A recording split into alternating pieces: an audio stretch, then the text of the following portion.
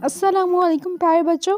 तो आज मैं आप लोग को बहुत ही दिलचस्प कहानी सुनाने लगी हूँ। ये है सोबिया, और सोबिया अपने वालिद हसन साहब के साथ रहती है। हसन साहब मौची हैं, जबकि सोबिया अपनी पढ़ाई मुकम्मल कर रही है और साथ ही साथ अपने वालिद के साथ काम भी करती है और उनकी बहुत मदद करवाती है। सोबिया का वालिदा का इंतकाल तो उसके बचपन में ही हो गया था।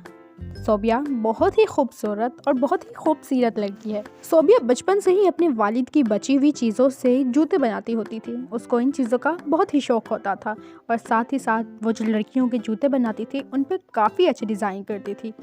पर आज तक सोबिया ने वो जूते किसी को भी नहीं दिखाए थे, हत्ता कि अपने अब्बू को भी नहीं दिखाए।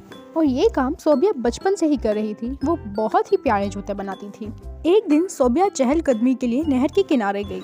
अक्सर तो सोबिया अपनी दोस्तों के साथ आया जाया करती थी, लेकिन आज उसके साथ कोई दोस्त नहीं आया। फिर अचानक वहाँ पर एक लड़का आ गया और वो सोबिया के साथ आके बैठ गया और गांव वाले फौरन वहाँ पे इकट्ठे हो गए। सोबिया को कुछ समझ नहीं आ रहा था कि आखिर उसके साथ हो क्या रहा है, और फिर गांव वाले उसके ऊपर बदकिरदारी के इल्ज़ाम लगाने लगे और सोबिया रोते हुए वहाँ से चली गई। फिर सब गांव वालों ने फैसला किया कि सोबिया और उसके वालिद हसन साहब को यहाँ से निकाल दिया जाए, क्योंकि सोबिया बदकिरदार है और बदकिरदार की इस गांव में कोई जगह नहीं। सोबिया के वालिद हसन साहब को सोबिया पर पूरा यकीन था। उन्होंने सोबिया पे पूरा भरोसा किया और गांव वालों से कहा कि ऐसा कुछ भी नहीं है, लेकिन गांव वालों ने सोबिया की और उसके वालिद हसन साहब की एक बात ना सुनी और उन दोनों को गांव से निकाल दिया। सोबिया के वालिद को गांव से बाहर एक झोंपड़ी मिली जो कि बिल्कुल खाली थी। सोबिया और उसके वालिद उसी झोंपड़ी में चले गए और अब वो लोग वहीं पर रहने लगे थे। अब तो हसन साहब के पास पैसे भी ख़त्म हो गए थे। अब उनके पास ना राशन था और ना ही खाने पीने के लिए कुछ था और वो लोग बहुत परेशान थे। फिर सोबिया ने जो जूते बनाए हुए थे वो उसने अपने वालिद के सामने रखे और उनको दिखाए। हसन साहब तो जूते देख के हैरान हो गए, क्योंकि वो जूते बहुत प्यारे थे।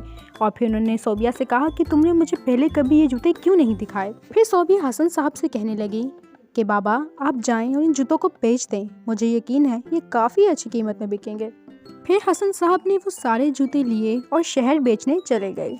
उनको पूरा यकीन था कि सोबिया ने जो जूते बनाए हैं वो लाजमी बिक जाएंगे और काफ़ी अच्छी कीमत में बिकेंगे। और हसन साहब का यकीन पूरा हो गया। जब वो शहर पहुंचे, उन्होंने दुकानदार को जब वो जूते दिखाए तो वो बहुत खुश हुआ और उसने वो जूते अच्छी कीमत में हसन साहब से ख़रीद लिए। और हसन साहब से दुकानदार ने डिमांड की कि मुझे इस तरह के जूते और चाहिए। ये बात सुन के हसन साहब बहुत खुश हुए और घर आके अपनी बेटी सोबिया को बताया, तो सोबिया भी ये सुन के काफ़ी खुश हो गई।